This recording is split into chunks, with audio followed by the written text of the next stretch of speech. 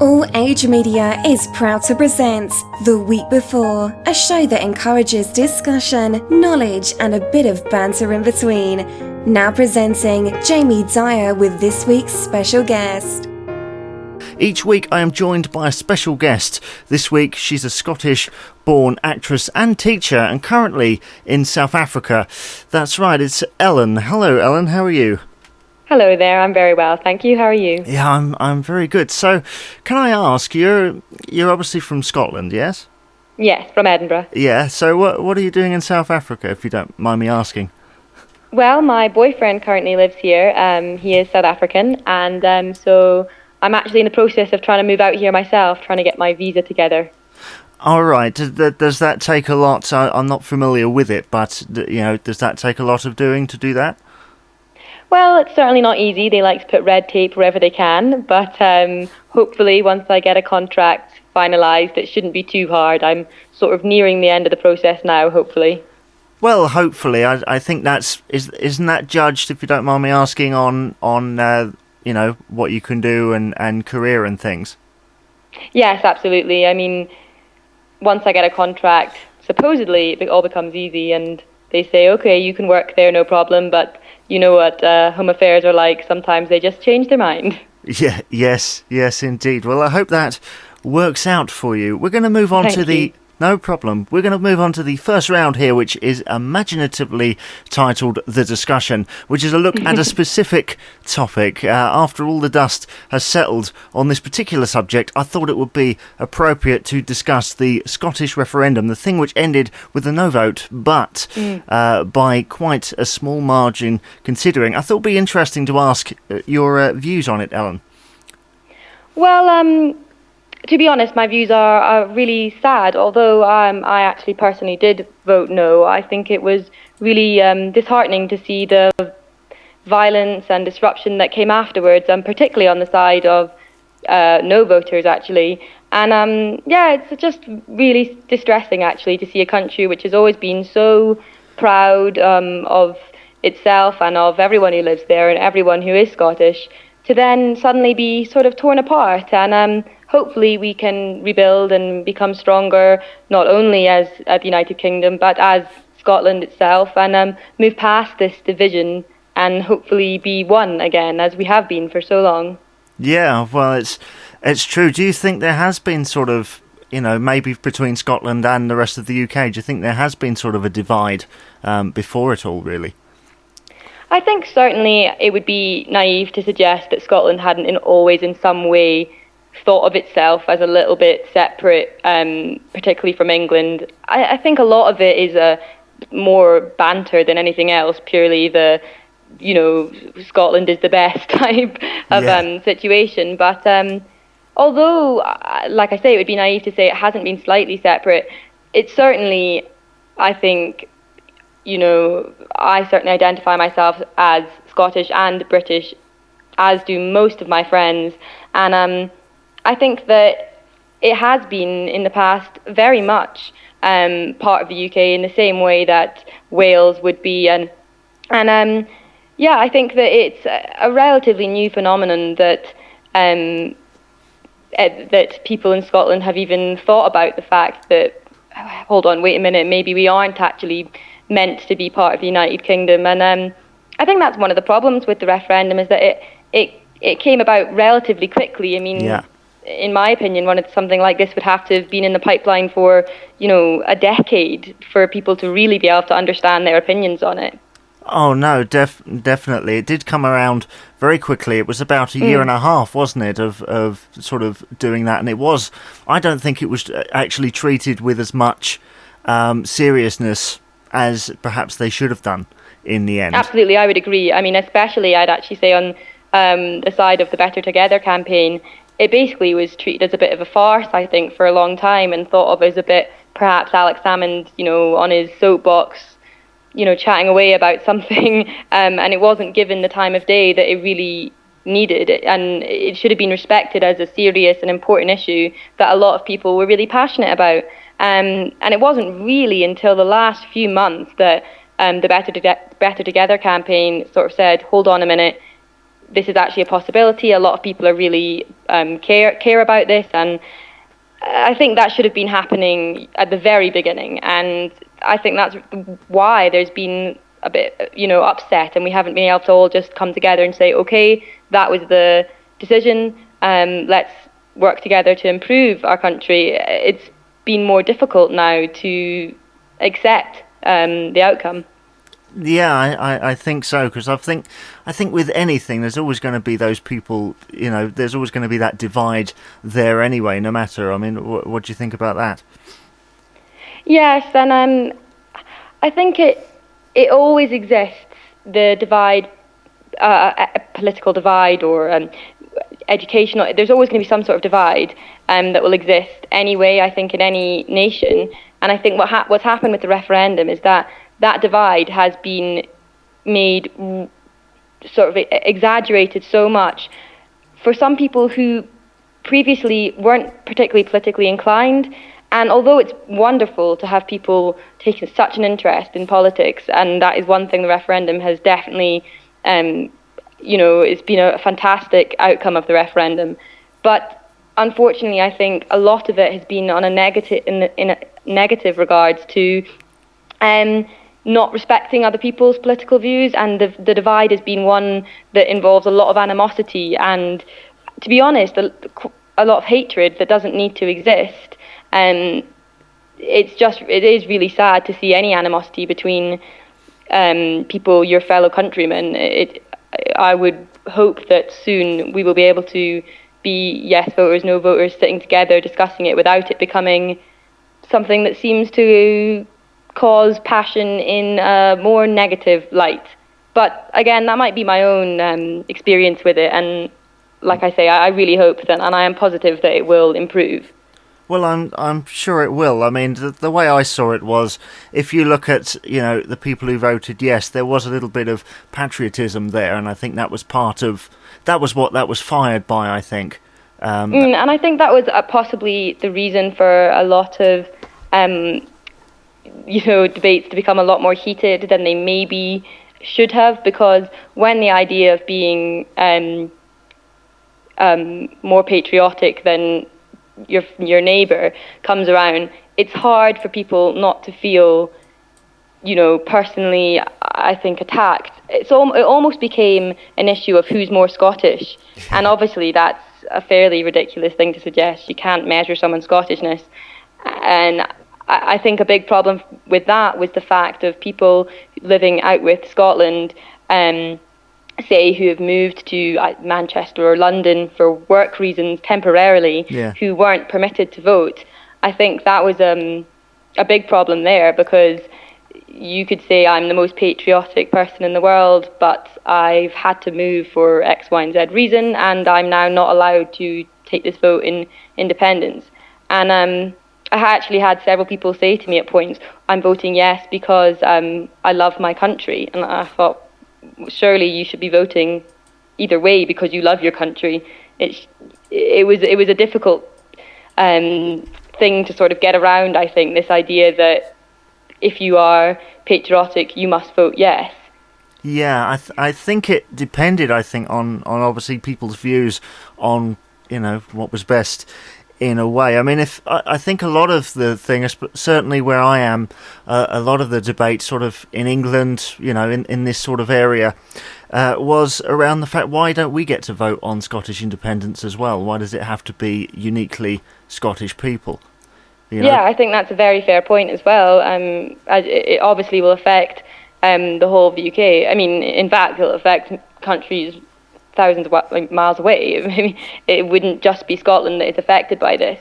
And I think that's something that was hard for people to understand as well, is that this isn't just about Scotland, standing out on its own and carving its own path, because you've got to be realistic and look at what actually will be the outcome, not just for Scotland, but the whole of the United Kingdom, because we have a responsibility to the United Kingdom. We've been a part of, yes, wonderful things that have happened, but also of the debt that has been created.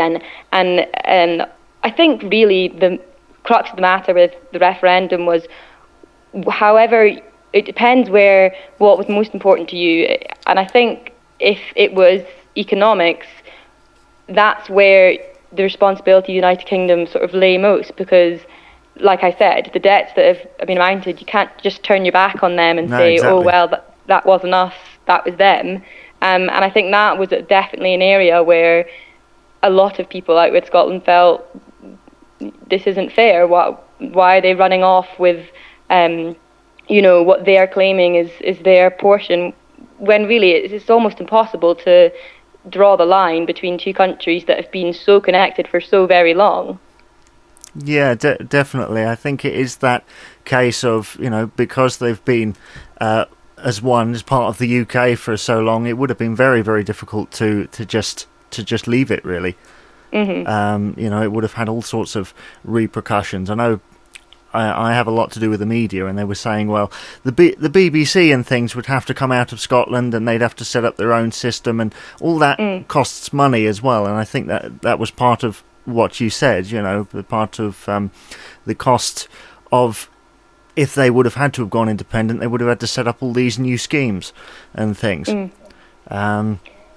Yeah, so I think we've discussed that to a certain level. Very good. That is the end of the first round, and we'll move on to the second round, which is more game based, and it's called the You Tell Me round, which is I'll give you 15 seconds to talk about a specific subject. This could be absolutely anything. After that 15 seconds, if I feel you could talk further on that particular subject, we will extend it. If not, then we will move on. Is that clear? Yes, very clear. Okay, well, first off, we'll go into your comfort zone a little bit, and we'll ask you to talk 15 seconds on the art of teaching. That is the art of teaching. You have 15 seconds in a moment, starting now. Well, it's an interesting way to put it, the art of teaching, because I would definitely say that it is an art, and it should be treated more as an art, because in order to get children interested, you really have to make them excited, and the best way to go about this is creativity. And I really think that needs to be stressed further in education, that in order to make teaching more effective, bring it about in a more creative manner, and certainly benefit the teachers by giving them a little bit more free rein to be artists and not simply follow the strict structure that they must do, open the book, tick the boxes. Well, there we go. That was 30 seconds. That's very good. Oh goodness. that's very good. No, that is a good thing. I think you definitely said that teaching is an art. It's not just a. I don't know if you've ever seen any of the educating series. I always think that's it's just a documentary about teachers, really, and what they have to go through. It's always a difficult thing. So yeah, well done on that. We'll go on to the next subject, because we've got 3 subjects here. Usually the second subject is usually something quite random. It's just plucked out of the air, really. Can you give us 15 seconds on apples? That is apples, starting now.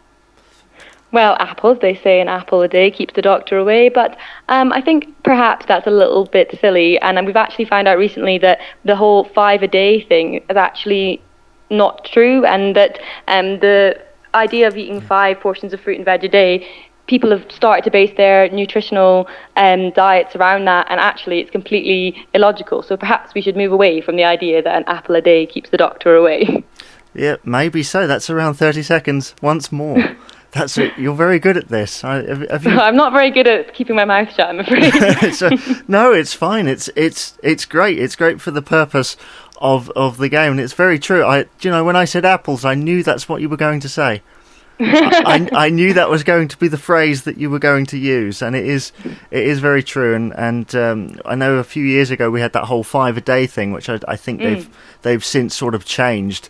To encourage people. Right, so we'll move on to the third subject, which is less random than the last one, perhaps not as familiar as the first one, but we will, Can you give me 15 seconds on South African weather? That is 15 seconds, maybe 30, starting now.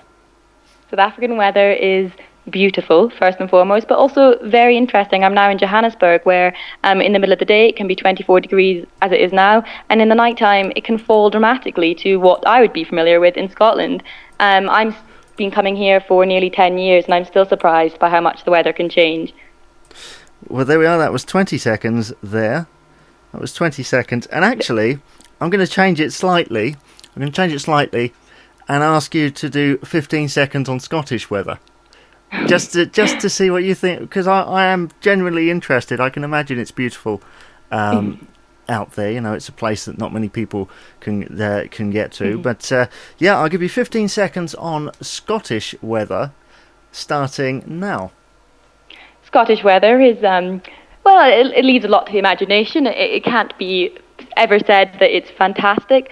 I will say that if Scottish weather was fantastic, though, we'd be overrun by tourists, and we would be the most popular tourist destination in the world. So perhaps it's a blessing in disguise that it's a wee bit dreich and damp at times. Well, there we are. That's 20 seconds again, and that is very true. I think it is seen as a tourist destination, though, isn't it? Really, Scotland. It certainly is, but I like to think that because it is so very beautiful, if it was sunny all the time, well, we wouldn't even be able to cope. So that's my theory. Well, no, that's very true, especially towards sort of the top of the country where it's a lot colder and you get more snow. Absolutely. And that sort of thing. Yes, right. So yeah, that's the end of round 2. We've got about 5 minutes to go here on the show, and we'll move on to round 3, which is called What's on Your Mind. Very self-explanatory. Ellen, what's on your mind? Well, recently I've actually been really interested in looking at media bias. It actually stemmed from the referendum, as there was a huge media bias geared towards the Better Together campaign, and the Yes campaign was often portrayed in a really negative light, which was actually inaccurate a lot of the time and not given the coverage that it deserved.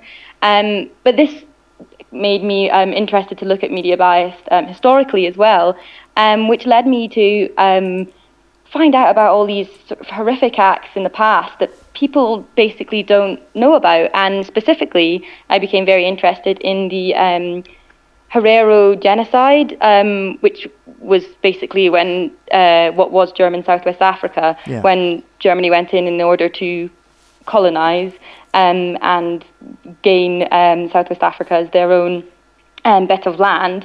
And 60,000 people basically were killed in a really short period of time, which was 85% of this tribe. And it just shocked me when I learned about this, to find out that so few people have any idea of that these sort of genocides exist. Often people only know things because the media have told them.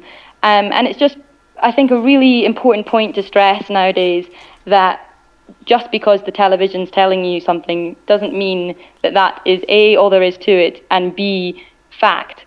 And that's actually what I'm really interested in at the moment, is trying to find plays and artworks and documentaries that can really highlight that. And hopefully, sooner or later, it will see a change, and people won't simply rely on what the media tells them, and they'll go out there and find out things for themselves. No, definitely. I think with the media, it's interesting. I mean, I studied it for 6 years. I think a lot of it does depend on perhaps what country the content was produced in, Absolutely. What era that it's produced in, you know, and that sort of thing. You do tend to find, I mean, especially like during the war and things, you had sort of propaganda films with sort of certain agendas about them. I suppose that's along the same sort of lines. No, absolutely it is, yes. And I think a great example would be the Israeli-Palestine conflict, because wherever you are in the world, the media coverage of that, I happened to be traveling at the time, and in fact spent some time in Israel during that time, and the coverage is just so, it sways people's decisions so much, and although it was a very complex time, and it still is a very complex issue, it was shocking to me to go from Israel to Turkey and to Scotland and see just how divisive the media could be in trying to use this to really get a certain point across. And more importantly, how many people, or rather how few people, realised that just because their TV in particular, or their newspaper, but was telling them something, it didn't mean that's all there was to it. No, definitely. I think there's always something that the media will leave out in order. I mean, in a way, any news story is just simply, it's like writing a story, isn't it? There's always something that you omit for whatever reason. Absolutely. Yes, indeed. Well, that brings us to the end of our third round. Thank you very much for that. And also it brings us to the end of the show here. But thank you very much for listening. Thank you, Ellen, for coming on. Thank you for having me. It's been a pleasure. Yeah, no problem. And good luck with everything. I hope that visa comes through for you. Thank you. I'm sure it will.